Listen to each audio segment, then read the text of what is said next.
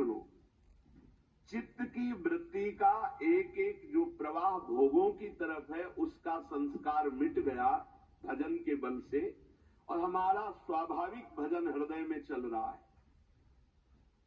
अब ये संतोषजनक स्थिति है, अब भ्रष्ट नहीं होगे। जब निरंतर बिना प्रयास के भजन चलने लगे, उठते बैठते चलते फिरते खाते पीते सोते, जैसे हम अभी भजन करने का प्रयास करते तो हमारी वृत्तियां भोगों में जाती है। भजन के बल से जब वो प्रवाह मिट जाए और स्वाभाविक वृत्तियां भजन में जाने लगे तो बोले ये संतोषजनक स्थिति है। अब आप पतित नहीं होंगे, अब आप भ्रष्ट नहीं होंगे, अब आपके ऊपर माया अपना प्रभाव नहीं दिखा सकती।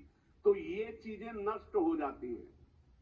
ये जितनी बातें हैं ये अगर ये नष्ट नहीं हुई तो अभी आपका निरंतर भजन नहीं चल रहा, अभी संतोषजनक स्थिति नहीं है। क्या? लज्जा। तिलक लगाएंगे, कंठी बांधेंगे, लोग क्या कहेंगे? शर्म करने की ये बात है। लोग यही तो कहेंगे कि बड़ा भगवान का भगत बनता है। ये कोई बुरी बात थोड़ी, ये तो मेरा सम्मान है। इतने बड़े भगवान के दासत्व से युक्त मुझे भक्त कहा गया, ये कोई निंदा की बात है? बोले नहीं, लोग कहते हैं कि अरे तो बड़े भगवान के भगत बनते, देखो तिलक लगाए, कंठी लगाए, तो ये निंदा की बात है? कितनी बुद्धि खराब है तुम्हारी। अगर आप तिलक लगाए हैं, कंठी बांधे हैं, तो ये कोई निंदा की बात है? अरे तो सौभाग्य का विषय है। अगर प्राणों पे भी आ जाए तो कंठी तिलक बंधा हुआ हमें भगवान की प्राप्ति होगी।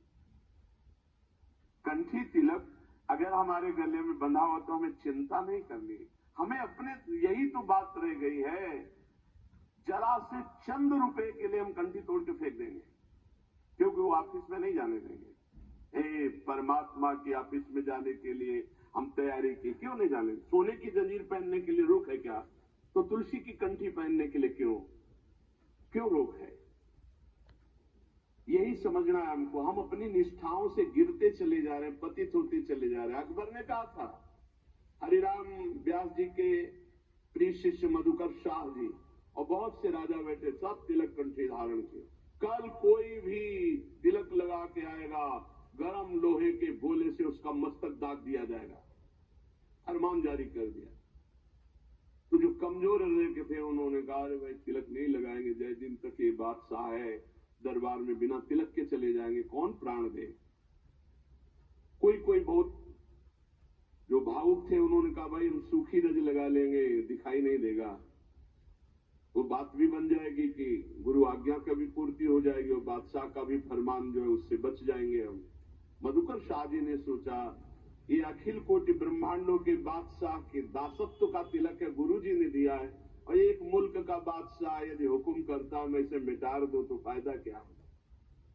ये निष्ठा रखो, निष्ठा, इसका बहुत बड़ा महत्व है। बड़ी निष्ठा में सामर्थ्य है।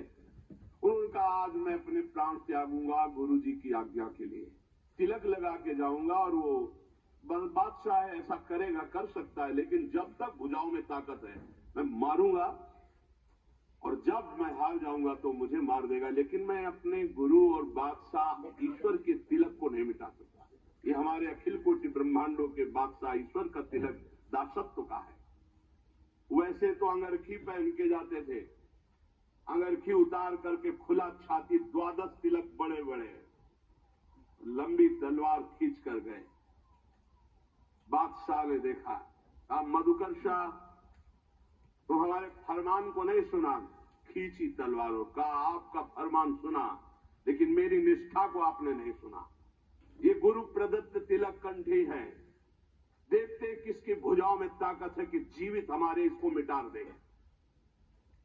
तुरंत पलट गया अकबर, तुरंत कहा, वाह वाह वाह वाह मधुकर शाह, वाह, सच्चे तिलक तो तुम ही हो। बोलो मैं प्रसन्न हूं। क्या करूं? बोले ब्रजमंडल में किसी भी तरह का शिकार और हिंसा और किसी के ऊपर कंठी तिलक बांधने का कोई भी विरोध न किया जाए, तत्काल पाए सिंह के समान।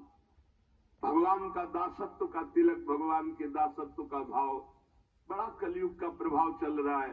शराब की बोतल मेज में ऑफिस में खोल के पियो, कोई मना नहीं करेगा, लेकिन भगवान की अगर गीता पढ़ने लगो तो तुम्हें डर लगेगा। कंठी बांधे हो, तिलक बांधे हो, लज्जा, संतोषजनक भक्ति तभी आई जब लज्जा न रह जाए। हम हरिनाम कीर्तन करें, हम राधा बोल रहे, भगवान नाम बोले, गंदी गंदी बातें प्रपंच की बोले, कोई लज्जा नहीं। भगवान की बात बोलने में लज्जा लगेगी। कैसे कैसे लोग हैं। चाहे जैसे तुम जो कुछ पहन के जाओ, चाहे जैसे आप सज धज के जाओ, कोई नहीं बोलेगा। लेकिन तिलक लगा लेंगे तो लज्जा लगेगी, कंठी बांधेंगे लज्जा लगेगी, माल हटा दिए जाएंगे तो ऐसी जगह खुल जाएगी जहां मंगल हो जाएगा। कानपुर जिले में नरवल है, बहुत गरीब ब्राह्मण थे, अपनी निष्ठा से रहते थे, प्रसिद्ध थे और निष्ठा से। आज अष्ट धातु का मुरली मनोहर जी का मंदिर बना है अंदर, और बड़ा विशाल बाहर जो अन्य उससे अष्ट धातु का मंदिर, अष्ट धातु के ठाकुर, और ऐसे कीर्तन सब चलता है। उन्हीं के घर में खुदाई में न जाने कहां से कितना धन निकला, सब वैभव ही वैभव। जैसे पीली मिट्टी ऐसे सोने की खाने इस पृथ्वी पे, सोने की, चांदी की, रत्नों की, हीरा जवाहरात की, पर वो रास्ता पता नहीं होता, इसलिए सब परेशान होते हैं। अगर उस माँ धनी का रास्ता मिल जाए तो तुम निहाल हो जाओगे, निहाल हो जाओगे। बड़ी अलौकिक उसकी, बड़ी अलौकिक उसकी रीति है देने की, बड़ी अलौकिक रीति है। छप्पर फाड़ के देता, नहीं कहते ना, वो जो ऊपर वाला देता है तो छप्पर फाड़ के, ऐसा ही कुछ देता है, पक्का समझ लो। लज्जा मत करो कि हमारी अगर ये तिलक, कंठी और ये सब, और अगर हम ये लगाएंगे तो फिर क्या होगा। वो बादशाह देख रहा है अनंत ब्रह्मांडों का। अरे इतना तो कितना सुंदर लगता है जब भगवान का तिलक लगा करके कोई नाम जप करते दिखाई दे, लगता है इसकी चरण रज माथे पे रख, वो